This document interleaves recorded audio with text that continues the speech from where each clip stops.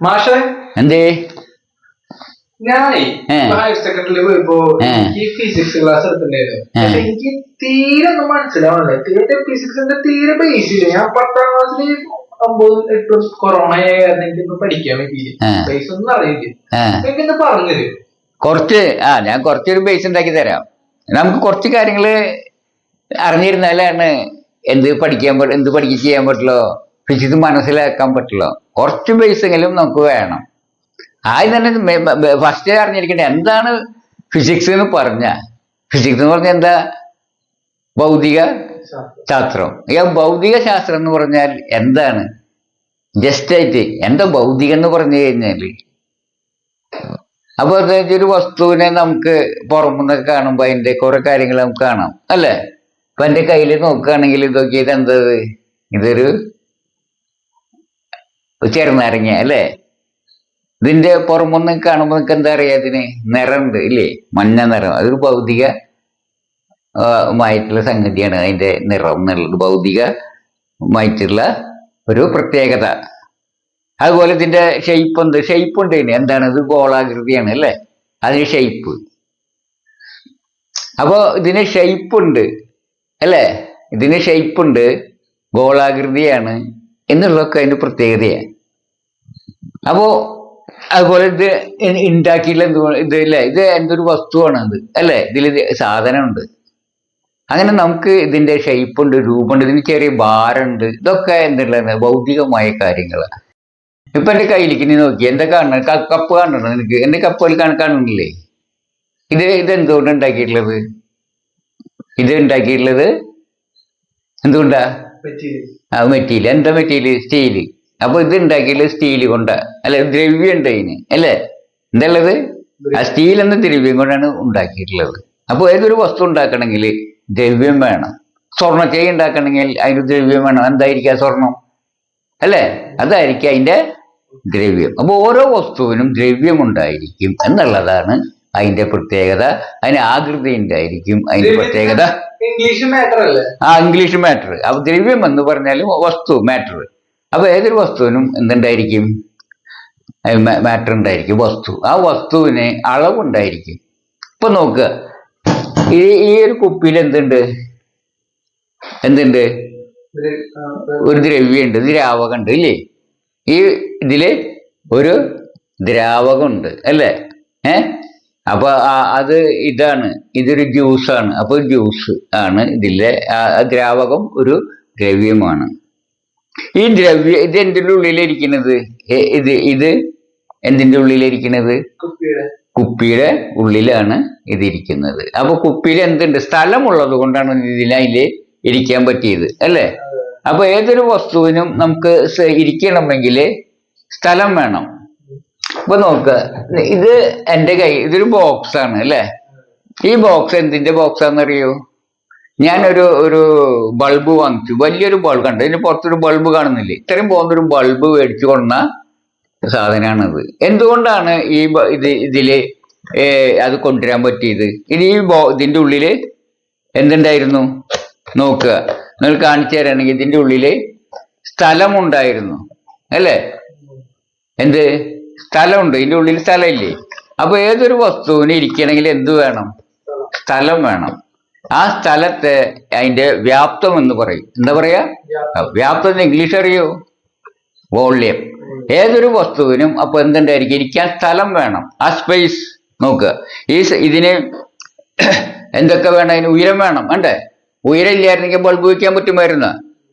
നീളവും വേണം, വീതിയും വേണം അല്ലേ? നീളം, വീതിയും, ഉയരമുള്ള ഒരു സ്പേസ് വേണം ഏതൊരു സാധനത്തിനെയും സ്ഥിതി ചെയ്യാനായിട്ട്.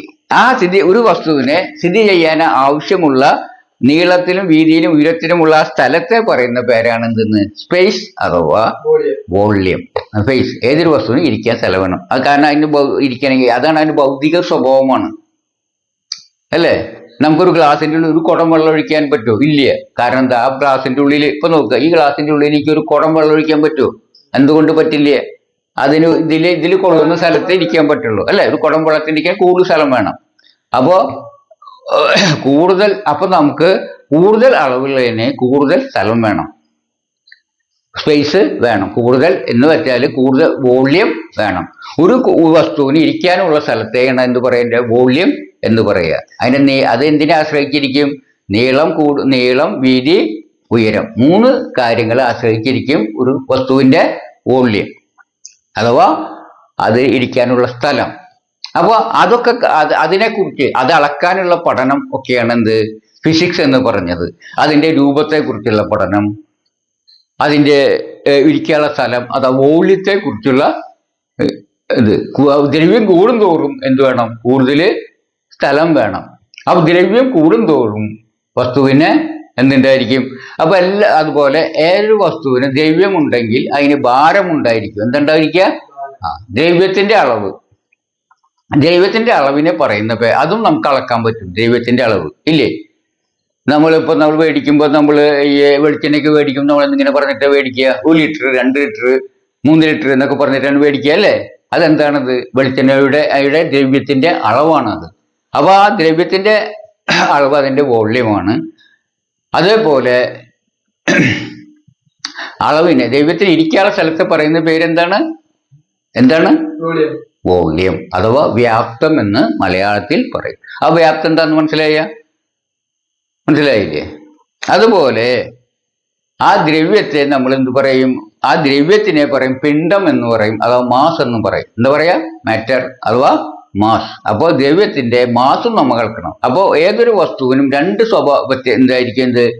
അതിന്റെ ഭൗതികമായ പ്രത്യേകതയാണ് അതിന് ദ്രവ്യത്തിന്റെ അളവുണ്ടായിരിക്കും. അതുപോലെ തന്നെ അതിനിരിക്കാനുള്ള സ്പേസ് ഉണ്ട്, അതിനെ പറയാം അതിന്റെ വ്യാപ്തം ഉണ്ടായിരിക്കും. ദ്രവ്യത്തിന്റെ അളവുണ്ടായിരിക്കും. ദ്രവ്യത്തിന്റെ അളവിനെ നമ്മൾ എന്തെന്ന് വിളിക്കും? പിണ്ഡം അഥവാ മാസ് എന്ന് പറയും. എന്താ പറയാ? മാസ്. അതുപോലെ തന്നെ അതിന്റെ ഇരിക്കാനുള്ള സ്ഥലത്തെ എന്ത് പറയും? വ്യാപ്തം അഥവാ വോള്യം എന്ന്. ഈ 2 കാര്യങ്ങൾ അറിഞ്ഞിരിക്കണം. ഇതൊക്കെ ഭൗതിക സ്വഭാവങ്ങളാണ്. നിറം, അതുപോലെ ഈ വസ്തുക്കൾ ചലിക്കും ഇല്ലേ? അതായത് ഇപ്പൊ ഇത് നോക്കുക, എന്താ കാണുന്ന ഒരു ഇത് ഇല്ലേ? ഈ വസ്തുവിനെ ഇങ്ങനെ ചലിക്കാൻ പറ്റൂല്ലേ? ഇങ്ങനെ നീങ്ങാൻ പറ്റൂല്ലേ? ഈ നീങ്ങുന്നത്. അപ്പോ പറയും അതിന്റെ നീങ്ങാനുള്ള സ്വഭാവം, ചലന സ്വഭാവം, അതൊരു ഭൗതിക സ്വഭാവമാണ്. നമുക്ക് ദർശിക്കാൻ കഴിയും. നമ്മളെ കണ്ണുകൊണ്ട് കാണാൻ കഴിയുന്നതാണ്. ഭൗതികമായ സാധനങ്ങൾ നമുക്ക് കണ്ണുകൊണ്ടും നമ്മുടെ ഇന്ദ്രിയങ്ങൾ കൊണ്ട് കാണാനും അനുഭവിക്കാനൊക്കെ കഴിയും അല്ലേ? ഇവിടെ ഇരിക്കുന്ന ബോൾ അങ്ങോട്ട് നീങ്ങുന്ന നമുക്ക് കാണാൻ പറ്റില്ലേ?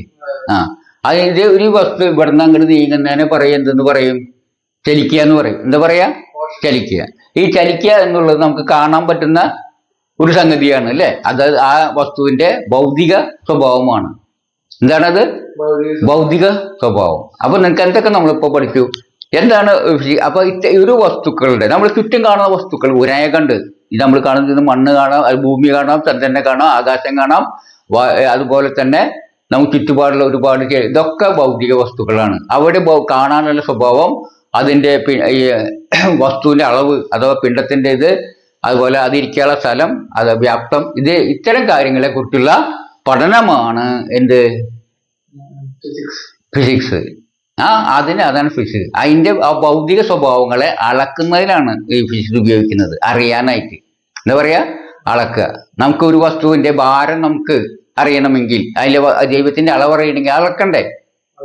നമുക്ക് ഒരു കടയിൽ ചെന്നിട്ട് 2 ലിറ്റർ വെളിച്ചെണ്ണ എന്ന് പറയുമ്പോ കടക്കാരൻ എന്ത് ചെയ്യും? അയാള് ലിറ്ററിന്റെ പാത്രം എടുത്ത് അളക്കും ഇല്ലേ? അപ്പൊ അളക്കുമ്പോഴാണ് അളവ് കൃത്യമായിട്ട് അറിയാൻ പറ്റുക. അതുപോലെ നമുക്ക് അതിന്റെ ദൈവത്തിന്റെ അളവ് വ്യാപ്തം അളക്കാം എന്ന പോലെ അതിന്റെ ദൈവത്തിന്റെ മാറ്ററും വേറെ തരത്തിൽ അളക്കാൻ പറ്റും. ഭാരം ഉപയോഗിച്ചും അളക്കാം. കട്ടിങ് ഗ്ലാസ് വെച്ച് അതിന്റെ കണ്ടിട്ടില്ലേ? കിലോ എന്നൊക്കെ പറയുമ്പോൾ അതിന്റെ മാസ് അളക്കാണ്, അത് പിണ്ഡം അളക്കാണ്.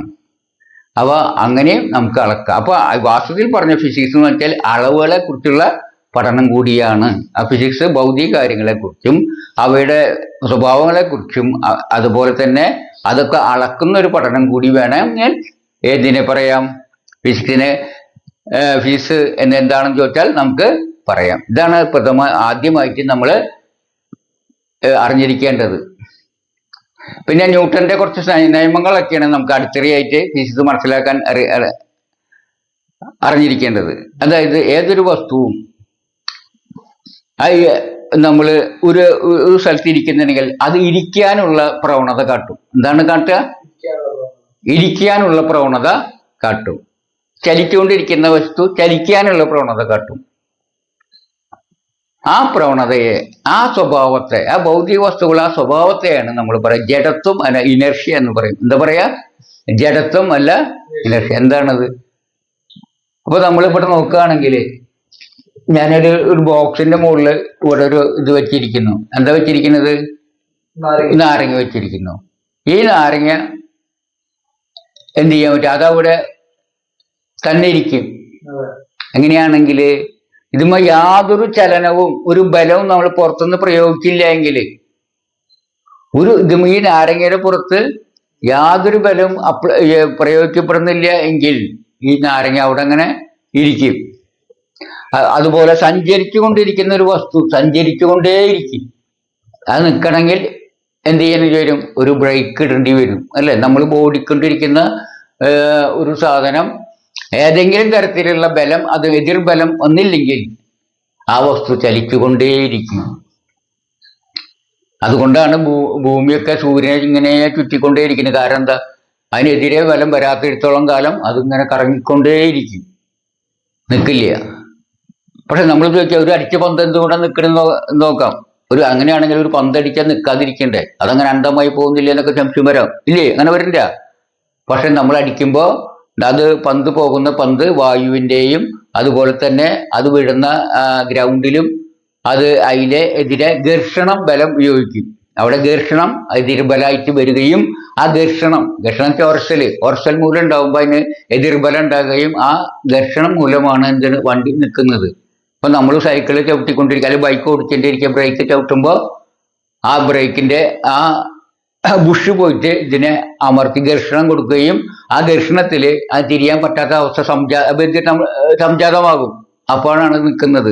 എന്ന് വെച്ചാൽ ഏതൊരു വസ്തുവും ചലിച്ചുകൊണ്ടിരിക്കുന്ന വസ്തു ചലിച്ചുകൊണ്ടേയിരിക്കും, ആ ഇരിക്കുന്ന വസ്തു അവിടെ ഇരുന്നുകൊണ്ടേ ഇരിക്കും. പക്ഷെ അതിനൊരു മാറ്റം വരണമെങ്കിൽ പുറമേ നിന്നൊരു ബലം വരണം. അതില്ലാത്തതും കാലം അത് ഇതുകൊണ്ടിരിക്കും. അതിന് ഒന്ന് നമുക്ക് കൊണ്ടിരിക്കും. അതാണ് നമ്മൾ മനസ്സിലാക്കേണ്ടത്. പിന്നെ ഒരു വസ്തു ചലിക്കണമെങ്കിൽ നമുക്ക് എന്ത് വേണം? ചലിക്കണമെങ്കിലോ ഒരു വസ്തുവിന് അത് ചലനത്തിൽ വ്യത്യാസം വരണമെങ്കിലോ ആ വസ്തുവിന് ഒരു ബലം പ്രയോഗിച്ചിരിക്കണം. അതൊരു കാര്യം. പിന്നെ നമുക്ക് അത് ഒന്ന് മനസ്സിലാക്കിയിരിക്കുക. അപ്പൊ ഏതൊരു ചലിക്കുന്ന വസ്തുവിന് ഒരു വസ്തുവിന് ചലനം ഉണ്ടാകണമെങ്കിലോ ചലനത്തിലെ വേഗതയിൽ വ്യത്യാസം വരണമെങ്കിലോ എന്ത് ചെയ്യണം? ഒരു ബലം, പുറമേ നിന്നൊരു ബലം വരണം. അല്ലെങ്കിൽ അതിൻ്റെ വേഗതയ്ക്ക് വ്യത്യാസം വരികയില്ല. അതാണ് ഒരു കാര്യം മനസ്സിലാക്കുള്ളത്. പിന്നെ ഏതൊരു വസ്തുവിൽ നമ്മൾ ബലം പ്രയോഗിക്കുകയാണെങ്കിൽ ആ വസ്തു തിരിച്ച് നമ്മുടെ മേല് ആ ബലം പ്രയോഗിക്കും. നമ്മൾ ചുമരുമ്പോ കൈകൊണ്ട് അമർത്തുകയാണെങ്കിൽ ആ ചുമര് നമ്മുടെ കൈമേ ഒരു അമർച്ച ഉണ്ടാക്കും. അത് തേർഡ് ലോ എന്ന് പറയുക തന്നെ. അത് ന്യൂട്ടൺസ് തേർഡ് ലോ എന്ന് പഠിക്കും. അത് ന്യൂട്ടന്റെ ഏതെങ്കിലും അത് ഇപ്പൊ ഇനർഷ്യയുടെ നിയമം പറഞ്ഞില്ലേ? എന്തായാലും ഇനർഷ്യയുടെ പറഞ്ഞ, അതായത് ഒരു വസ്തു ഇരിക്കുന്ന വസ്തു അത് ഏതൊരു വസ്തു ഏത് അവസ്ഥയിലാണ് ആ അവസ്ഥയിൽ തുടർന്നുകൊണ്ടിരിക്കും. അതായത് ഇരിക്കുന്ന വസ്തു അത് ഇരുന്നുകൊണ്ടേയിരിക്കും. സഞ്ചരിച്ചുകൊണ്ടിരിക്കുന്ന വസ്തു സഞ്ചരിച്ചുകൊണ്ടേ ഇരിക്കും. അപ്പോ ഒരു വസ്തു ചലിച്ചുകൊണ്ടിരിക്കുകയാണെങ്കിൽ അതിന് ചലിച്ചുകൊണ്ടിരിക്കാനുള്ള ഒരു പ്രവണതയുണ്ട്. അതേസമയത്ത് നിശ്ചലമായിരിക്കുന്ന വസ്തുവിനെ നിശ്ചലമായിരിക്കുവാനുള്ള ഒരു പ്രവണതയുണ്ട്. ആ പ്രവണതയുടെ പേരാണ് ജഡത്വം അഥവാ ഇനർഷ്യ. അതാണ് ന്യൂട്ടന്റെ ഒന്നാം നിയമം എന്നും അറിയപ്പെടും. മറ്റൊരു കാര്യം, ആ വസ്തുവ് ഒരു പുറമേ നിന്നൊരു ബലം വരാതെ, പുറമേ നിന്ന് ബലം എക്സ്റ്റേണൽ ഫോഴ്സ് ഇല്ലാതെ ഒരു വസ്തുവിന്റെ ഇനർഷ്യക്ക് മാറ്റം വരില്ല. അതായത് ഇരിക്കുന്ന വസ്തു അങ്ങനെ അനങ്ങണമെങ്കിൽ എന്ത് വേണം? അതൊന്ന് ഇവിടെ നിങ്ങൾക്ക് ഒരു ഇത് കാണണ്ട, ഒരു നാരങ്ങ കാണണ്ട, ഒരു കുട്ടി ബോർഡില് കാണണ്ട. അപ്പൊ നോക്കാൻ വെച്ചാല് ഇത് ഇവിടെ നിന്ന് ഇങ്ങനെ നീങ്ങണമെങ്കിൽ എന്ത് വേണം? നീങ്ങണമെങ്കിൽ അതുമ്മേ നമ്മൾ ഒരു ബലം പ്രയോഗിക്കുക. ഇതിങ്ങനെ ഇരിക്കും, ഇതൊക്കെ ഞാൻ തട്ടു, ഇപ്പൊ എന്തുണ്ടായി? അത് അങ്ങോട്ട് നീങ്ങി, അല്ലേ? ഇതെങ്ങനെ ഇരിക്കുന്നത്? ഞാൻ ഒന്നും ചെയ്തില്ലെങ്കിൽ അത് അവിടെ തന്നെ ഇരിക്കും. പക്ഷെ ഒരു ചെറിയ ബലം പ്രയോഗിച്ചാൽ മാത്രം ഇവിടെ നോക്കിയാൽ ബലം പ്രയോഗിക്കുന്ന അങ്ങോട്ട് അനങ്ങി, ഇല്ലേ? അപ്പോ ഒരു വസ്തു, ഇരിക്കുന്ന ഒരു വസ്തു എന്തുണ്ടാവും? അത് ഇരിക്കാത്ത ടെൻഡൻസിന്റെ അത് തന്നെ മാറ്റം വരണമെങ്കിൽ എന്ത് വേണം? എക്സ്റ്റേണൽ ഫോഴ്സ്, അതാകുമ്പോൾ പുറമേ നിന്നൊരു ബലം പ്രയോഗിക്കപ്പെടണം. അതേപോലെ നമ്മൾ സഞ്ചരിക്കുന്ന ഒരു വസ്തു ഇങ്ങനെ നിൽക്കണമെങ്കിൽ നമ്മൾ ഇവിടെ കണ്ടോ, ടച്ച് ചെയ്തപ്പോൾ നിന്നു. അപ്പൊ ഒരു എതിർബലം പ്രയോഗിച്ചാലേ നിൽക്കുള്ളൂ. അപ്പൊ സഞ്ചരിക്കുന്ന ഒരു വസ്തുവിന് നിർത്തണമെങ്കിൽ ബലം പ്രയോഗിക്കണം. അതായത് ചലനത്തിന് മാറ്റം ഉണ്ടാവണമെങ്കിൽ എന്ത് ചെയ്യണം? നമ്മളൊരു ബലം പ്രയോഗിക്കണം. അതുപോലെ അനങ്ങാതിരിക്കുന്നത് ചലിപ്പിക്കണമെങ്കിലും ബലം പ്രയോഗിക്കണം എന്നർത്ഥം. എന്ന് വെച്ചാൽ ഒരു വസ്തുവിന്റെ ഇനേർഷ്യ, അതിന്റെ അവസ്ഥയ്ക്ക് മാറ്റം വരണമെങ്കിൽ ഒരു എക്സ്റ്റേണൽ ആയിട്ടുള്ള ഒരു ബലം വരണമെന്നാണ് ഇത് നമ്മളെ പഠിപ്പിക്കുന്നത്, അല്ലേ? അത് നമുക്കത് പരീക്ഷണം മൂലം നമുക്കത് തീർച്ചപ്പെടുത്താനും കഴിയും എന്നുള്ളതാണ് ഈ ഭൗതികത്തിന്റെ ശാസ്ത്രത്തിന്റെ അല്ലെ ഭൗതികമായ വിജ്ഞാനത്തിന്റെ പ്രത്യേകത. പിന്നെ നമ്മൾ മറ്റൊരു ഇതിന് രണ്ടാമത്തെ നിയമം എന്ന പേരിലാണ് അറിയപ്പെടുക. ഇനി മറ്റൊരു കാര്യം ഉള്ളത്, നമ്മൾ ഒരു വസ്തുവുമേ ഒരു ബലം പ്രയോഗിക്കുമ്പോൾ ആ വസ്തു തിരിച്ച് ബലം പ്രയോഗിക്കും നമ്മുടെ മേൽ.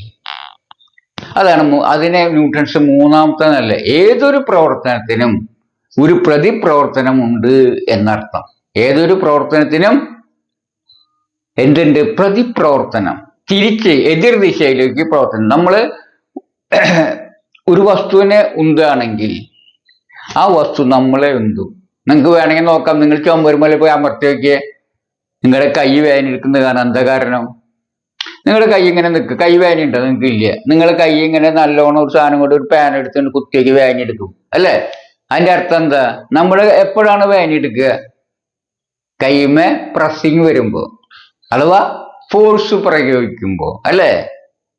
അപ്പൊ നിങ്ങൾ ചുമരുമ്പോ നന്നായിട്ട് തള്ളി നീക്കാൻ, ചുമരുമ്പോ പോയിട്ട് തള്ളി നീക്കാനും നോക്കിയിട്ടുണ്ടാവും. ഇപ്പൊ ഇതിവിടെ കാണുന്നു, ഇതുമ്പോ നിങ്ങൾ തള്ളുമ്പോ നല്ലോണം തള്ളും തോറും നമ്മുടെ വിരല് വേദന എടുത്തുകൊണ്ടിരിക്കുക. എന്തുകൊണ്ട് വിരല് വേദനിക്കണം? നമ്മൾ ഇതിനില്ല തള്ളുന്നത് മരത്തിനെ. പക്ഷെ നമ്മുടെ കൈ എന്താ വേദനിക്കാൻ കാരണം? ആ മരം നമ്മളെ തള്ളുന്നു, അല്ലെ? നമ്മുടെ കൈ വേദനിക്കും, നമ്മൾ തള്ളണ്ടേ?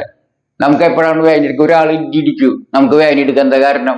അയാൾ ഫോഴ്സ് ചെലുത്തി, അല്ലെ? ബലം നമ്മുടെ മേല് വരുമ്പോഴാണ് നമുക്ക് വേദന എടുക്കുക. നിങ്ങൾക്ക് ഈ മരത്തിനെ തള്ളും തോറും നിങ്ങളുടെ വിരൽ വേദന എടുക്കണമെങ്കിൽ അതിന്റെ അർത്ഥം എന്താ? നിങ്ങളുടെ മേല് ആ മരം തിരിച്ചു തള്ളുന്നു എന്നല്ല അർത്ഥം. അപ്പൊ ഏതൊരു ബലം പ്രയോഗിക്കണം, എതിർ ബലം ഉണ്ടായിരിക്കും. അത് നമ്മൾ ഇപ്പൊ ഒരു തോക്ക് കൊണ്ട് വെടിവെക്കുമ്പോ ആ തോക്കിൽ നിന്ന് എങ്ങോട്ട് പോകും? പുറത്തേക്ക് പോകും. ഏത് ദിശയിലാണോ ആ വെടിയുണ്ട പുറത്തേക്ക് പോകുന്നത് അതിന്റെ എതിർ ദിശയില് ആ തോക്ക് സഞ്ചരിക്കും. അതായത് തെക്കോട്ട് ഒരാൾ വെടിവെച്ചാൽ വടക്കോട്ട് ആ തോക്ക് ചലിക്കും.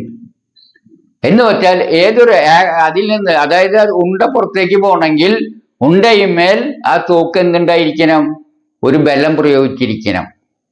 അല്ലാതെ ഉണ്ട അതിൻ്റെ ഉള്ളിൽ നിന്ന് പുറത്തേക്ക് പോവില്ല. അപ്പൊ അങ്ങനെ പുറത്തേക്ക് പോകുമ്പോൾ എന്തുണ്ടാവും? ഉണ്ട തിരിച്ച് ആ തോക്കിനെ തള്ളും. അതിനെ പ്രതിപ്രവർത്തനം എന്ന് പറയും.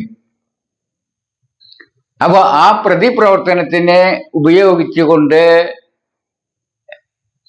ആ തത്വത്തെ അടിസ്ഥാനമാക്കി പ്രവർത്തിക്കുന്ന എന്തെങ്കിലും കാര്യങ്ങൾ നിങ്ങൾക്കറിയാം? നിങ്ങൾ കണ്ടിട്ടുണ്ടോ ഏതെങ്കിലും കാര്യം? ജെറ്റ് വിമാനം കണ്ടിട്ടുണ്ടോ നിങ്ങൾ? ജെറ്റ് വിമാനം പോകുമ്പോൾ ഒരു എന്തുണ്ടാവും? അതിന്റെ പുറകിലേക്ക് പുക പോവും, തള്ളിക്കൊണ്ടിരിക്കും. അപ്പൊ ജെറ്റ് മുന്നോട്ട് സഞ്ചരിച്ചു കൊണ്ടിരിക്കും. അതുപോലെ നിങ്ങൾ തുഴയുമ്പോ എങ്ങനെയാ?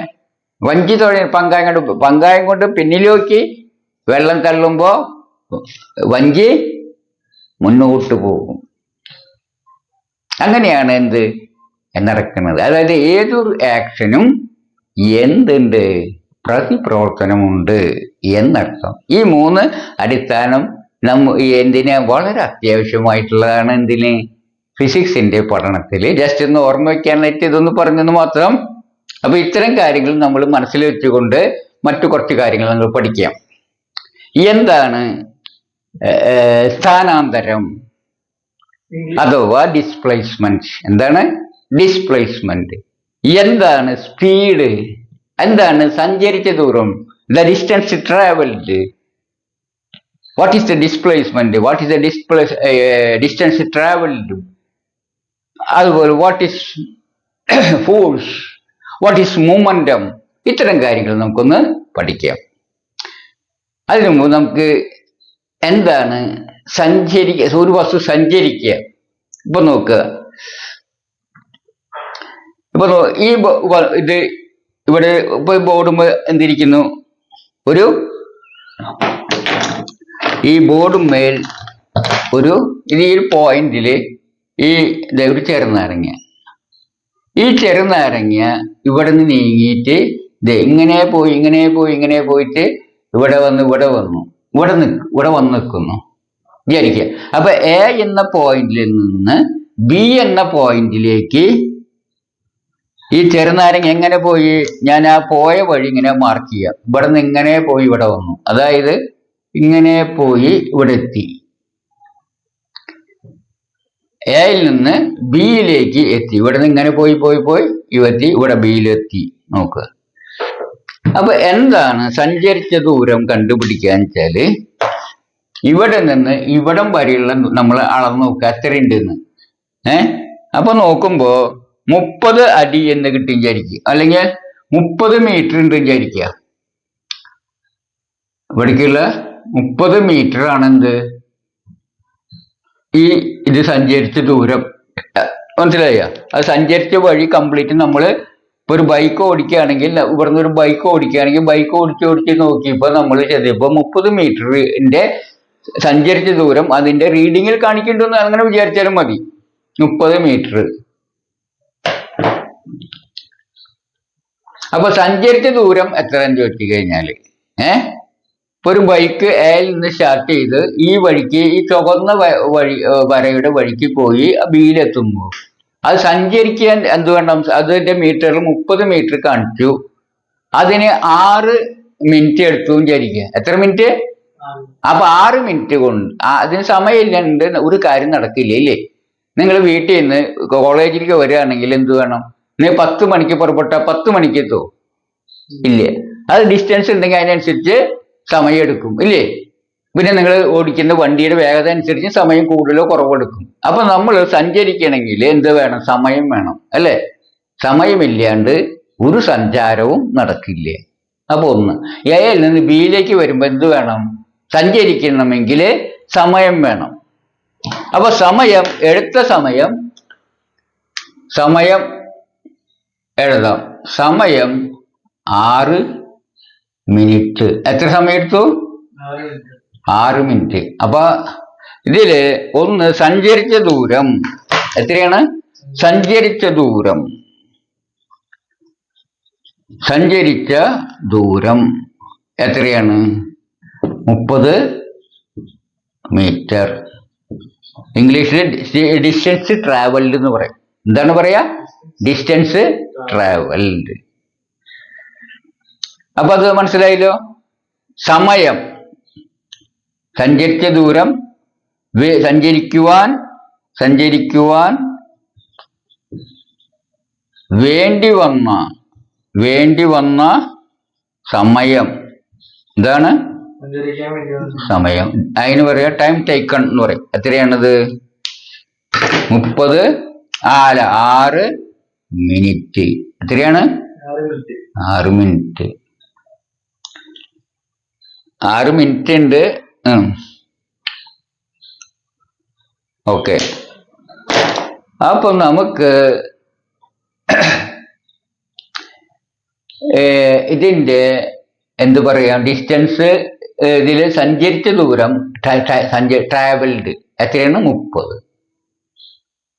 മനസ്സിലായ? അപ്പൊ ഇതിന് മനസ്സിലായില്ലേ? സഞ്ചരിച്ച ദൂരം എത്രയാണ്? ഇങ്ങനെ സഞ്ചരിച്ചിട്ടുണ്ടെങ്കിൽ അതിൽ രേഖപ്പെടുത്തിയിട്ടുണ്ട്, അല്ലേ? ആ മീറ്ററിൽ രേഖപ്പെടുത്തും. സ്പീഡോ മീറ്റർ ആണെങ്കിൽ അതിൽ രേഖപ്പെടുത്തുമല്ലോ. അത് 30 മീറ്ററാണ്. എടുത്ത സമയത്തിലാണ് നമ്മൾ നമ്മൾ എത്തിയത് 10 മണിക്ക് പുറപ്പെട്ടു, 10:06 എത്തി. അത് നോക്കി മീറ്ററിൽ നോക്കി 30 മീറ്റർ ആയിരുന്നു കണ്ടു. അതിന്റെ അർത്ഥം എന്താ? 6 മിനിറ്റ് എടുത്തു എത്ര മീറ്റർ കവർ ചെയ്യാനായിട്ട്, സഞ്ചരിക്കാനായിട്ട്.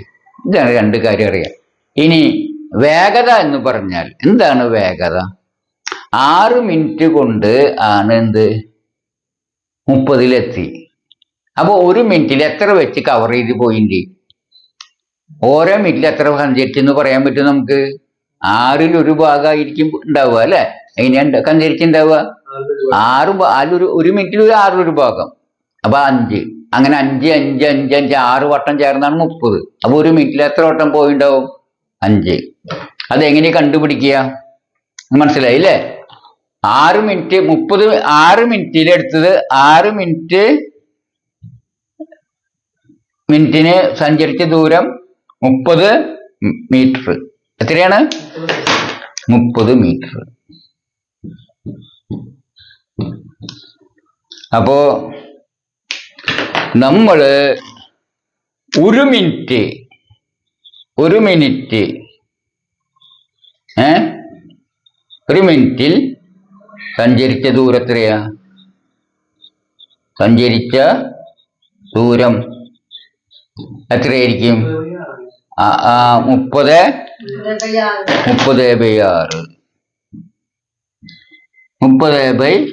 30 മീറ്റർ ബൈ 6 മിനിറ്റ് ഹരിക്കുമ്പോ 5 മീറ്റർ മിനിറ്റ് എന്ന് കിട്ടും. മീറ്റർ പ്ലസ് 1 മിനിറ്റ് അല്ലേ? 1 മിനിറ്റിന് മിനിറ്റ് എന്ന് എഴുതുള്ളൂ. അപ്പോ 1 മിനിറ്റ് സഞ്ചരിച്ച ദൂരം എത്രയാണ്? 5 മീറ്റർ എന്ന് പറയും. 1 മിനിറ്റ് ആണ് നമുക്ക്. അപ്പൊ 1 മിനിറ്റിൽ സഞ്ചരിച്ച ദൂരം എന്ന് പറഞ്ഞാൽ എപ്പോഴും 1 യൂണിറ്റിൽ സഞ്ചരിക്കുന്നതിനെ പറയും റേറ്റ് എന്ന് പറയും. എന്താ പറയാ? എന്തൊരു കാര്യം നമ്മൾ കടയിൽ പോയപ്പോ എന്താ പേന റേറ്റ് എന്ന് പറഞ്ഞാൽ 25 രൂപ എന്ന് വെച്ചാൽ ഒരെണ്ണത്തിന്റെ വിലയാണ്. അതിനെ റേറ്റ് എന്ന് പറയാം. ഞാനിത് 25 രൂപയ്ക്ക് മേടിക്കാം. അപ്പൊ ഈ ഒരെണ്ണത്തിന് എത്ര കൊടുത്തു ഞാൻ? 25. അതിനെ ഒന്നിന്റെ റേറ്റ് എന്ന് പറയും. അപ്പൊ ഇവിടെ നിങ്ങൾക്ക് പറയാം 1 മിനിറ്റിൽ സഞ്ചരിച്ച ദൂരം കിട്ടുന്നതിന് നമ്മൾ എന്ത് ചെയ്താൽ മതി? ഈ 30 മീറ്റർ ആണ് 6 മിനിറ്റ് കൊണ്ട് സഞ്ചരിച്ചത്. അതുകൊണ്ട് അതിന്റെ 1/6 ഭാഗമാണ് 1 മിനിറ്റിൽ സഞ്ചരിച്ചിട്ടുണ്ടാവുക അല്ലെ? 1 മിനിറ്റിൽ സഞ്ചരിച്ച ദൂരം 6 വട്ടം ചേരുമ്പോഴാണ് 6 മിനിറ്റിൽ സഞ്ചരിച്ച ദൂരമാവുക. ആയതിനാൽ നമ്മൾ 30 മീറ്ററിന്റെ 1/6 കണ്ടാൽ മതി. എങ്ങനെയാണ് 30ന്റെ 1/6 കാണാൻ? നമുക്കറിയാം 30നെ 6 കൊണ്ട് ഹരിക്കുക. 5 മീറ്റർ മിനിറ്റ്. 1 സെക്കൻഡിൽ പോകുന്നതിനെ നമ്മൾ എന്താ പറയാ? റേറ്റ് എന്ന് പറയും അല്ലെ? റേറ്റ് എന്ന് പറയും. നമുക്കറിയാം, ഞാൻ ഈ പാൻ 25 രൂപയ്ക്ക് മേടിച്ചെങ്കിൽ ഒരു പാനക്ക് 25 രൂപ കൊടുത്തെങ്കിൽ ഇതിന്റെ റേറ്റ് എത്രയാണ്? 25 രൂപ. ഒരെണ്ണത്തിന്റെ വരെയാ റേറ്റ് എന്ന് പറയാം. അതിന്റെ യൂണിറ്റിന്റെ പറയാം. അപ്പൊ റേറ്റ് ആണിത്. ഇതെന്താണ്? സഞ്ചരിച്ച ദൂരത്തിന്റെ റേറ്റ് ആണ്. വാസ്തവത്തില് ഈ ഫിസിക്സിന്റെ പഠനം തലത്തിലെ മുഖാഭാഗം റേറ്റ് കണ്ടുപിടിക്കുക എന്നുള്ളതാണ്. എന്താണ്? റേറ്റ് കണ്ടുപിടിക്കുക എന്നത്. അപ്പൊ നിങ്ങൾ ഏറ്റവും അധികം അറിഞ്ഞിരിക്കേണ്ട ഗണിതം ഏതാണെന്ന് ചോദിച്ചാൽ എന്ത് പറയണം? റേറ്റ്. അപ്പൊ റേറ്റ് എന്ന് പറഞ്ഞാൽ എന്താണ്? ഒരു യൂണിറ്റിൽ സഞ്ചരിക്കുന്ന ദൂരം, ഒരു യൂണിറ്റ് സമയത്തിനുള്ളിൽ സഞ്ചരിക്കുന്ന ദൂരം. എന്താണ് യൂണിറ്റ്? ഇവിടെ യൂണിറ്റ് ഏതാ? 1 മിനിറ്റ്. അപ്പൊ 1 മിനിറ്റ് ആണ് ഇവിടെ യൂണിറ്റ്. എന്നാൽ മിനിറ്റിലല്ല, കൂടുതലായിട്ടും പറയാ സെക്കൻഡിലാണ്. സെക്കൻഡിൽ സഞ്ചരിച്ച ദൂരമാണ് എപ്പോഴും കണ്ടുപിടിക്കുക. ഇത് റേറ്റ് ഒന്ന് മനസ്സിലാവാനായിട്ട് പറഞ്ഞു എന്നുള്ളു. അപ്പൊ ഇതാണ് സ്പീഡ്. ഇതിനെ സ്പീഡ് എന്ന് പറയും. അപ്പൊ റേറ്റ് കണ്ടുപിടിക്കാൻ ചെയ്തെന്ന് മനസ്സിലായില്ലേ? ആകെ സഞ്ചരിച്ച ദൂരത്തെ സമയം കൊണ്ട് ഹരിച്ചു. അതായത് ഇതൊരു ഭിന്നസംഖ്യ. 30/6 എന്ന് പറഞ്ഞാല് ഒരു ഭിന്നസംഖ്യയാണ്. അപ്പൊ ഈ ഭിന്നസംഖ്യാ രൂപത്തിൽ എഴുതിയാൽ റേറ്റ് കിട്ടും എന്നറിയാം. എന്ത് കിട്ടും? ഭിന്നസംഖ്യാ രൂപത്തിൽ. അപ്പൊ നമ്മൾ എന്ത് പഠിക്കണം? ഭിന്നസംഖ്യയും പഠിക്കണം. അപ്പൊ ഭിന്നസംഖ്യ റേറ്റ് ഒന്നും കൂടി ഉണ്ട്, റേഷ്യോ. ആ റേഷ്യോ തന്നെയാ ഇത്. പിന്നെ ഉള്ളത് ആനുപാതികം. ഈ 4 ഗണിതം നല്ല ഓണം മനസ്സിലാക്കിയാല് ഫിസിക്സ് ഒന്നുമല്ല. ഈ 4 കണക്ക് വെച്ചിട്ടാണ് ഫിസിക്സ് മുഴുവൻ ഉത്തരങ്ങൾ, അതിൻ്റെ കണക്കുകളും നമുക്ക് ചെയ്യാനായിട്ട്, സോൾവ് ചെയ്യാനായിട്ട്, നമുക്ക് ഉത്തരം കണ്ടെത്താനായിട്ട് സാധിക്കുന്നത്. അപ്പൊ ഇത് നമ്മൾ തറയൊക്കെ മതി, അത് പഠിച്ചിരിക്കണം. എന്തൊക്കെ? ഫ്രാക്ഷൻ, റേറ്റ്, റേഷ്യോ, പിന്നെ പ്രപ്പോർഷൻ എന്ന് പറയും ഇംഗ്ലീഷിൽ, അത് പഠിച്ചിരിക്കണം. അപ്പൊ എന്താണെന്ന് വെച്ചാല് ഇത് എൻ്റെ മറ്റൊരു ചാനലുണ്ട്, ബാബു ജയപ്രസാദ് ട്യൂഷൻ ക്ലാസ്സസ് എന്നുള്ളത്. അത് അടിച്ചു കൊടുത്ത നിങ്ങൾക്ക് അതിൽ മാത്സ് പോയി കഴിഞ്ഞാൽ ഫ്രാക്ഷൻ, റേറ്റ്, റേഷ്യോ, പ്രപ്പോർഷനൊക്കെ കിട്ടുന്നതായിരിക്കും. അതിന്റെ ലിങ്ക് ഞാൻ ഇതിന്റെ ഡിസ്ക്രിപ്ഷനിൽ ഇടാം, അതും നിങ്ങൾ ഒന്ന് നോക്കിയാൽ മതി. പക്ഷെ ഇത് പഠിച്ചാൽ നിങ്ങളുടെ ഫിസിക്സ് എന്നുള്ളത് നിങ്ങളുടെ ഉള്ളം കയ്യിലായി, പിന്നെ ഒന്നുമില്ല, തിരിഞ്ഞ് നോക്കാനില്ല. പക്ഷെ ഇത് പഠിച്ചിരിക്കണം. ഫിസിക്സ് എന്ന് പറഞ്ഞ് പഠിക്കാന്ന് പറഞ്ഞാൽ റേറ്റ്, റേഷ്യോ, പ്രപ്പോർഷൻ, ഇതൊക്കെ ഫ്രാക്ഷന്റെ മറ്റൊരു വിവിധ രൂപങ്ങളാണ്. അതുകൊണ്ട് ഫ്രാക്ഷൻ നന്നായി പഠിച്ചാൽ ഇത് മൂന്നും കിട്ടും. ആ ഫ്രാക്ഷനും റേറ്റും റേഷ്യും പ്രപ്പോർഷനാണ് ഒരു ഫിസിക്സ് പഠിക്കുന്ന കുട്ടി ഏറ്റവും നന്നായിട്ട് അറിഞ്ഞിരിക്കേണ്ട കണക്കുകൾ. മനസ്സിലായല്ലോ? ഓക്കെ. അപ്പൊ ഇതിൽ എന്താന്ന് വെച്ചാൽ ഒരു മിനിറ്റിൽ സഞ്ചരിക്കുന്ന ദൂരത്തെ സ്പീഡ് എന്ന് പറയും. എന്താ പറയാ? സ്പീഡ്. അപ്പൊ വാട്ട് ഈസ് എ മിനിറ്റിലെ സ്പീഡ് എന്ന് പറയുകയാണെങ്കിൽ 5 മീറ്റർ പെർ മിനിറ്റ് ആണ് ഇതിന്റെ വേഗത. അതിനെ പറയും വേഗത, സ്പീഡ്. ആ സ്പീഡ് എന്താന്ന് മനസ്സിലായല്ലോ? സഞ്ചരിച്ച ദൂരം എന്താന്ന് മനസ്സിലായല്ലോ? ഇനി നമുക്ക് മറ്റൊരു കാര്യം നമുക്ക് പഠിക്കാം. എന്താണ് ഡിസ്പ്ലേസ്മെന്റ് അഥവാ സ്ഥാനാന്തരം? ഇവിടെ നോക്കുകയാണെങ്കിൽ എയിൽ നിന്ന്, അല്ലെ, ഇത് എയിൽ നിന്നാണ് സഞ്ചരിച്ചിട്ടുള്ളത്. എയിൽ നിന്ന് ഇവിടെ റൗണ്ട് ചെയ്യാം. എയിൽ നിന്നാണ് സഞ്ചരിച്ചിട്ടുള്ളത്, ബിയിലാണ് എത്തിയിട്ടുള്ളത്, അല്ലെ? ഇവ തമ്മിലുള്ള നേരിട്ടുള്ള സഞ്ചരിച്ച ദൂരം ഇങ്ങനെയാണെങ്കിലും ഇത് ഇവിടേക്ക് ഡയറക്റ്റ് ആയിട്ടുള്ള ഡിസ്റ്റൻസ് ആണ്. അതായത് എത്രയാണ് നോക്കാം. നോക്കുകയാണെങ്കിൽ ഡയറക്റ്റ് ഡിസ്റ്റൻസ് ആണ് എന്ത്?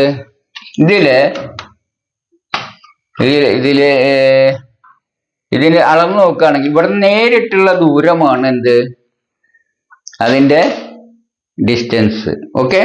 അതായത് ഇവിടെ ഞാൻ ഇതിട്ട് കാണിക്കാം, പച്ചയിൽ ഇങ്ങനെ ഇട്ട് കാണിക്കാം.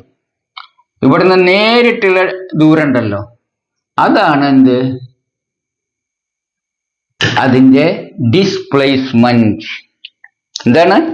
ഈ പച്ചേനെ പറയുന്ന പേരാണ് ഡിസ്പ്ലേസ്മെന്റ്.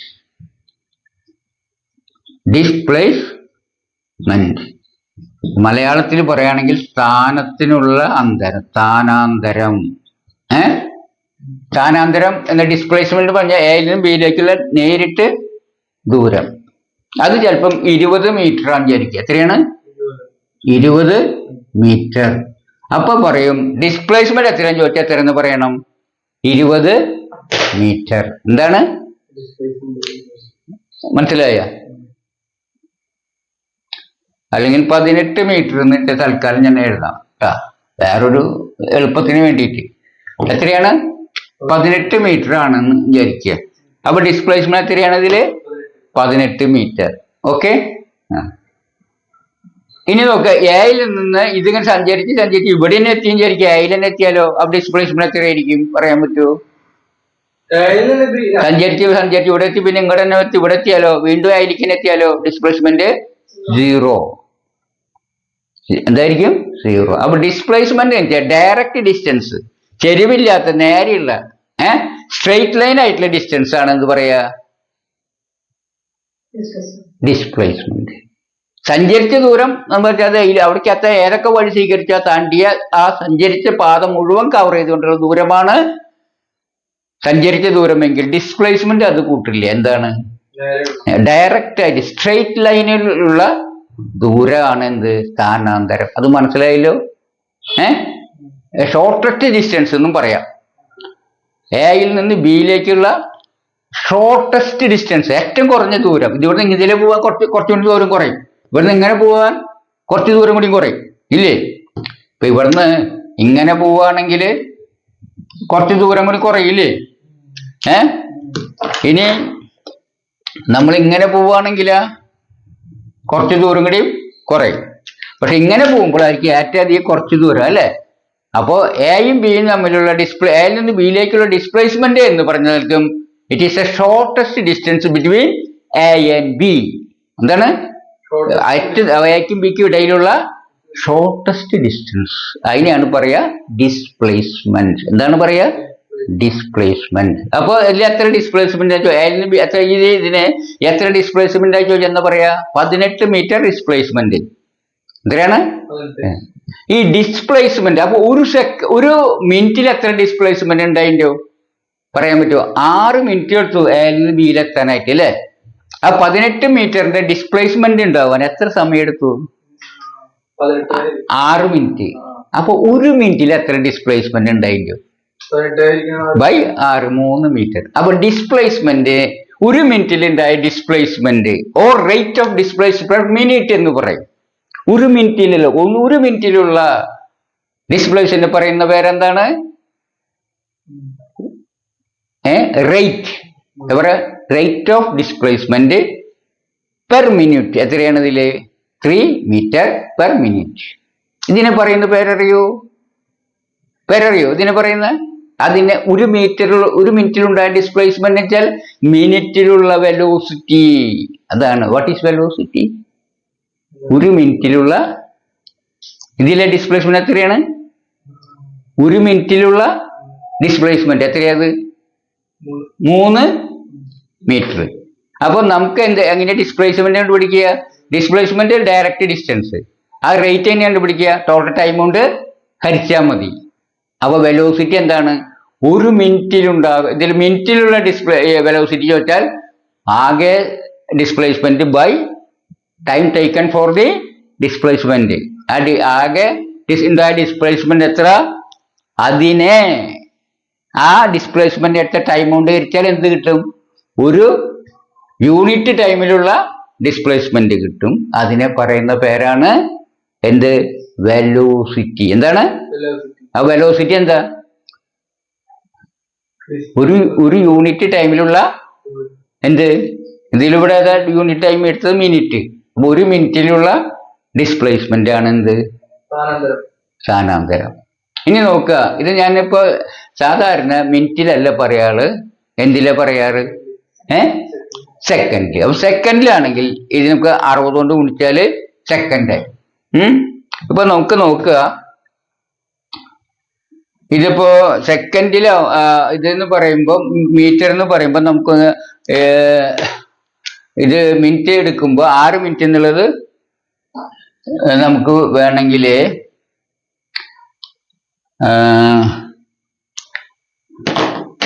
6 സെക്കൻഡാണ് വിചാരിക്കുക.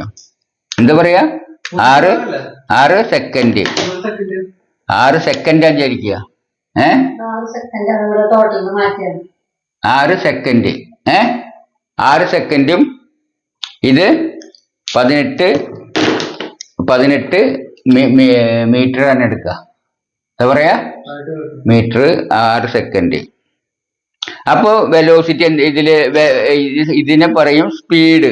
എന്താ പറയാ? സ്പീഡ് നമുക്ക് കിട്ടിക്ക. സ്പീഡ് എന്ന് പറയുമ്പോ എത്ര? സെക്കൻഡിലെ സ്പീഡ് പെർ സെക്കൻഡ്. എന്താണ് അതിന്റെ സ്പീഡ് പെർ സെക്കൻഡ്? സെക്കൻഡിലുള്ള സ്പീഡ് എത്രയാണ്? എത്രയായിരിക്കും? 6 മിനിറ്റിന് പകരം എന്തുകൊണ്ട് ഹരിക്കണം? നമ്മള് 6 സെക്കൻഡ് കൊണ്ട് ഹരിക്കണം അല്ലേ? അപ്പൊ നമുക്ക് ഒരു സെക്കൻഡിലുള്ള എന്ത് കിട്ടും? ഒരു സെക്കൻഡിൽ എസ് എഴുതിയാൽ മതി. അപ്പൊ 5 മീറ്റർ പെർ സെക്കൻഡ്. എന്താണ്? 5 മീറ്റർ പെർ സെക്കൻഡ് ആണ് ഇതിന്റെ സ്പീഡ്. എന്ത് സ്പീഡ്? സ്പീഡ് ചോദിച്ചു കഴിഞ്ഞാൽ 5 മീറ്റർ പെർ സെക്കൻഡ്. ഇനി വെലോസിറ്റി ചോദിച്ചു വിചാരിക്കും. നിങ്ങളോട് ചോദിക്കുന്നത് വെലോസിറ്റി. എന്താണ് വെലോസിറ്റി? എത്രയാണ് പറയാ? ടോട്ടൽ ഡിസ്പ്ലേസ്മെന്റ് അല്ലേ? എത്ര ടോട്ടൽ ഡിസ്പ്ലേസ്മെന്റ്? 18 അത് ഇങ്ങനെ എഴുതാം. 18 മീറ്റർ. 18 അല്ലേ? 18 ആണ് എന്ത്? മീറ്റർ ആണ് എന്ത്? മീറ്ററിന് അതിന് 18 മീറ്റർ ആണ് എന്ത്? അതിന്റെ ഡിസ്പ്ലേസ്മെന്റ് അല്ലേ? ഡിസ്പ്ലേസ്മെന്റ് അതിന് പറയാ ഡിസ്പ്ലേസ്മെന്റ് എത്രയാണ്? 18 മീറ്റർ ബൈ എന്താണ് വരിക? സെക്കൻഡ് അല്ലേ? 6 സെക്സ് എന്ന് പറയും അല്ലേ? ടൈം. അപ്പൊ എന്താണ് വെലോസിറ്റി? അതായത് 1 സെക്കൻഡിൽ സഞ്ചരിച്ചത് കിട്ടും ഈക്വൽ ടു എന്തെന്ന് കിട്ടും? അപ്പൊ നമ്മൾ നോക്കുക, ഡിസ്പ്ലേസ്മെന്റ് കണ്ടുപിടിക്കാനായിട്ട് എന്ത് ചെയ്യേണ്ടത്? ഡയറക്റ്റ് ഡിസ്റ്റൻസ് നോക്കുക, അതിനടുത്ത സമയം നോക്കുക. മനസ്സിലായോ? ഇപ്പൊ എയിൽ നിന്ന് ബിയിലേക്കുള്ള ദൂരം ഡിസ്പ്ലേസ്മെന്റ് എത്രയുള്ളൂ? 18 മീറ്റർ ഉള്ളൂ. ആ 18 മീറ്റർ എടുക്കാനായിട്ട് എടുത്ത സമയം എത്ര? 6 സെക്കൻഡ് തന്നെയാണ് അല്ലേ? അപ്പൊ നമുക്കറിയാം ഇതിന്റെ വെലോസിറ്റി എന്ന് പറഞ്ഞാൽ എന്താണ്? 1 സെക്കൻഡിൽ സഞ്ചരിക്കാൻ ഡിസ്പ്ലേസ്മെന്റിന് എടുത്ത സമയം 1 സെക്കൻഡിൽ എടുത്ത ഡിസ്പ്ലേസ്മെന്റ് എന്താണ് വെലോസിറ്റി വെച്ചാല്? 1 സെക്കൻഡിൽ എടുത്ത ഡിസ്പ്ലേസ്മെന്റ്. 6 സെക്കൻഡിൽ എടുത്ത ഡിസ്പ്ലേസ്മെന്റ് ആണ് എത്ര? 18. എങ്കിൽ 1 സെക്കൻഡിൽ എടുത്ത ഡിസ്പ്ലേസ്മെന്റ് എന്താ? 18/6. അതെത്രയാ? 3 മീറ്റർ സെക്കൻഡ്. അതിനെ പറയുന്ന പേരാണ് വെലോസിറ്റി. അപ്പൊ വെലോസിറ്റി എന്ന് വെച്ചാല് ഡിസ്പ്ലേസ്മെന്റ് ബൈ സെക്കൻഡ്. 1 സെക്കൻഡ്, 1 സെക്കൻഡിലുള്ള സ്ഥാനാന്തരം. മനസ്സിലായി? ക്ലിയർ ആയ? ഇത് സംശയമില്ലല്ലോ? അപ്പോ ഇതും എന്താ? റേറ്റ് ആണ്. വെലോസിറ്റി എന്ന് വെച്ചാല് the distance the displacement or the shortest distance covered in 1 second എന്ന് പറയാൻ വേണമെങ്കിൽ അല്ലേ? 1 സെക്കൻഡിൽ കവർ ചെയ്ത ഏറ്റവും സ്ഥാനാന്തരം എന്ന് പറയാം. അപ്പൊ ഇതാണ് വെലോസിറ്റി എന്ന് മനസ്സിലായല്ലോ? ഓക്കെ, ക്ലിയർ ആയില്ലേ? നമുക്ക് വെലോസിറ്റി നമുക്ക് മനസ്സിലായി. ഈ വെലോസിറ്റി ഉണ്ടാവണമെങ്കിൽ എന്ത് ചെയ്യണം? ഇത് വെറുതെ ഇരുന്നതിന് വെലോസിറ്റി ഉണ്ടാവും? ഇല്ല. ഇത് എന്ത് കൊടുത്തിരിക്കണം? ഇവിടുന്ന് ഇങ്ങോട്ട് എത്തണമെങ്കിൽ നമ്മൾ എന്ത് ചെയ്യണം? ഒരു തള്ളല് കൊടുത്തിരിക്കണം അല്ലെ? ഒരു ചെറുനാരങ്ങ ആണെങ്കിൽ ഇവിടുന്ന് ഒരു തള്ളു കൊടുത്താൽ അത് ഉരുണ്ടിട്ടെങ്കിൽ അതിലേ പോയി ഇവിടെ എത്തും അല്ലെ? അപ്പൊ ചെറിയ ഫോഴ്സ് കൊടുത്തിരിക്കണം. അപ്പോഴാണ് എന്തുണ്ടാവോ? അതിനെന്തുണ്ട്? ഒരു വസ്തുവിന് എന്തുണ്ടാവുള്ളൂ? വെലോസിറ്റി ഉണ്ടാവുള്ളൂ അല്ലെ? 1 സെക്കൻഡിൽ ഉണ്ടാവുന്ന സ്ഥാനാന്തരം ഉണ്ടാവണമെങ്കിൽ ഓരോ സെക്കൻഡിലും അതിന് സ്ഥാനാന്തരം ഉണ്ടാവണമെങ്കിൽ എന്ത് വേണം? നമ്മൾ എന്ത് കൊടുത്തിരിക്കണം? ഒരു പുഷ്, അതായത് force. Push means force. Force കൊടുത്തിരിക്കണം. ഓക്കെ, അപ്പൊ സ്ഥാനാന്തരം എങ്ങനെ ഉണ്ടാവുന്നത്? വെലോസിറ്റി ഫോഴ്സ് കാരണമാണ് സ്ഥാനാന്തരം ഉണ്ടാവുന്നത്. ഇത്തരം കാര്യങ്ങൾ ഓക്കെ ആയല്ലോ? നമുക്ക് അടുത്തതിലേക്ക് കടക്കാം. അപ്പോൾ ഞാൻ ഇതിൽ കാണിച്ചിട്ടുള്ളത് എങ്ങനെയാണ്? ഡിസ്പ്ലേസ്മെന്റ് 18 മീറ്റർ എന്നാണ് കാണിച്ചിട്ടുള്ളത്. മറ്റേത് എന്താണ്? 6 സെക്കൻഡ് എന്ന് എഴുതിയിട്ടുള്ളത്. പക്ഷെ സാധാരണ ഉയർന്ന ക്ലാസ്സിലൊന്നും അങ്ങനെ ഫിഗർ അല്ല കൊടുക്കുക. എന്താ കൊടുക്കുക? ഡിസ്പ്ലേസ്മെന്റ് എസ് എന്ന അക്ഷരം കൊണ്ടാണ് പറയുക. എടുത്ത സമയത്ത് ടി എന്ന് ആണെങ്കിൽ എന്തായിരിക്കും ഡിസ്പ്ലേസ്മെന്റ്? ഇതിലെ വെലോസിറ്റി S/T അല്ലേ? S/T ആയിരിക്കുമല്ലോ. ഇത് S ആയിരുന്നെങ്കിൽ ഡിസ്പ്ലേസ്മെന്റ് ഇതിന് പകരം ഈ 18 മീറ്ററിന് പകരം S മീറ്റർ ആയിരുന്നെങ്കിൽ എത്ര മീറ്റർ? S മീറ്റർ ആയിരുന്നെങ്കിൽ ആൻഡ് സെക്കൻഡ് T സെക്കൻഡ് ആയിരുന്നെങ്കിൽ എന്താകുമായിരുന്നു? അതിന്റെ ഇത് എന്താകുമായിരുന്നു? S/T. അപ്പൊ S/T ആണ് എന്ത്? അപ്പൊ വെലോസിറ്റിക്ക് എങ്ങനെ എഴുതാം? വെലോസിറ്റി V കൊണ്ട് റെപ്രസെന്റ് ചെയ്യുകയാണെങ്കിൽ V = S/T എന്നൊരു ഫോർമുലയായി. S/T എന്നുള്ളത് V = S/T എന്ന് ഫോർമുലയായിട്ട് നിങ്ങൾക്ക് നിങ്ങളുടെ ടെക്സ്റ്റ് ബുക്കിൽ കാണാം. What is velocity what is the formula for finding out the velocity? S/T, where S is distance, the displacement, and T is the time taken for that displacement. Okay? ഇങ്ങനെ മനസ്സിലായാൽ മാത്രമാണ് നമുക്ക് correct ചെയ്യാൻ പറ്റുള്ളൂ. അല്ലാതെ ഇത് V = yes. അപ്പൊ ഇത് എന്താണ്? നോക്കുക, ഇവിടെ ഒരു ന്യൂമറേറ്റർ ഉണ്ട്, ഒരു ഡിനോമിനേറ്റർ ഉണ്ട്. Therefore this is a fraction, expression in fraction. Fraction അറിഞ്ഞാൽ മാത്രമാണ് നിങ്ങൾക്ക് ഫോർമുലസ് ഉണ്ടാക്കാൻ പറ്റുള്ളൂ, ഫോർമുലസ് പെട്ടെന്ന് മനസ്സിലാവുള്ളൂ. ഫ്രാക്ഷൻ നന്നായി പഠിക്കുക. ഇത് റേറ്റ് ആണ് അല്ലെ? ഒരെണ്ണത്തിന്റെ 1 സെക്കൻഡിലെ വാല്യൂ ആണ്. അപ്പൊ ഒക്കെ റേറ്റ് ആണ്. അപ്പൊ റേറ്റ് എന്ന് പറഞ്ഞാൽ ഫ്രാക്ഷൻ ആണ്. മനസ്സിലായല്ലോ? അപ്പൊ റേറ്റ്, ഫ്രാക്ഷൻ, പ്രൊപ്പോർഷൻ നന്നായി പഠിക്കുക. ഉള്ളം കയ്യിലായി നിങ്ങളുടെ ഊർജതന്ത്രം. ഓക്കെ, ഇതാണ് വെലോസിറ്റി. പിന്നെ ഡെൽറ്റ പറഞ്ഞുതരാം. ഓക്കെ, അത് എന്താണ് ഡെൽറ്റ? അപ്പോ ടൈം ടേക്കൺ എന്ന് പറഞ്ഞു കഴിഞ്ഞാല് നമുക്കറിയാലോ. ടൈം ടേക്കൺ എന്ന് പറഞ്ഞു കഴിഞ്ഞാല് 10 മണിയെ നമ്മൾ ഫസ്റ്റ് ടൈം എത്രയായിരുന്നു? ടി 10 മണി. ഇതിൽ നമ്മൾ ഉദാഹരണം കാണിച്ചിരുന്നു. 10 മണിക്കാണ് AM-നാണ് ആരംഭിക്കുന്നത്. ഇവിടെ എത്തുന്നത് 6 സെക്കൻഡ് എന്ന് പറയുമ്പോ 10.06 എത്തുന്നു വിചാരിക്കുക. അപ്പൊ ഫസ്റ്റ് ടൈം ഉണ്ടല്ലോ, ടൈം എത്ര? ഫസ്റ്റ് ടൈം എത്രയാ? ടൈം അത് T1 എന്ന് പറയും. ഇതിനെ T2 ഫസ്റ്റ്. മനസ്സിലായ? അപ്പോ ടൈം ടേക്കൻ കാണാൻ ചെയ്യണം. ഈ ടൈമിന് എടുക്കപ്പെട്ട സമയം വേണ്ടി വന്ന എടുക്കപ്പെട്ട വാട്ട് ഇസ് ടൈം ടേക്കൺ? ഇതിന് ഇത് കുറയ്ക്കണം അല്ലേ? ആ ഡിഫറൻസ്. അപ്പോ T2 T1 കുറയ്ക്കണം. അപ്പോഴാണ് എന്ത് കിട്ടുക? ഡിഫറൻസ് കിട്ടുക അല്ലേ? Difference in time. Difference in time. അപ്പൊ എന്താണ് ഈ ഡിഫറൻസ് ഇൻ ടൈമിനെയാണ് നമ്മൾ പറയുന്നത് എന്തെന്ന്? ഇത് കുറയ്ക്കുമ്പോൾ സംഖ്യ കിട്ടില്ലേ? ആ ഡിഫറൻസിനെ പറയുന്ന പേരാണ് ഇതിൽ ഡെൽറ്റ ടി. സിമ്പിൾ. എന്താണ് അതിന് എടുത്ത സമയം? അതായത് ഇതില് ഡെൽറ്റ എന്ന് പറയുന്നത് 6 മിനിറ്റ് ആണ് ഡെൽറ്റ ടി. അപ്പൊ സ്ഥാനാന്തരത്തിന് ഡെൽറ്റ എസ് എന്നും പറയും. ഇവിടുന്ന് ഇവിടെ എത്തിയില്ലേ?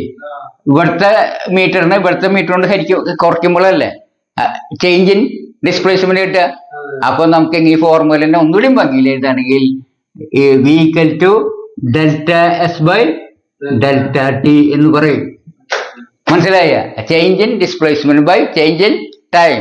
അങ്ങനെയും നമുക്ക് വേണമെങ്കിൽ എക്സ്പ്രസ് ചെയ്യാം. Very simple. അപ്പൊ ഡെൽറ്റ ഇതൊന്നും കണ്ട നിങ്ങൾ പേടിക്കണ്ട. പിപ്പിടി കാട്ടും ഡെൽറ്റ ഡെൽറ്റസ് ഒന്നുമില്ല. മനസ്സിലായ? ഓക്കെ, ഇത്രയും കാര്യം മനസ്സിലായില്ലേ? നമുക്ക് അടുത്ത ക്ലാസ്സിൽ കാണാം. Okay, by.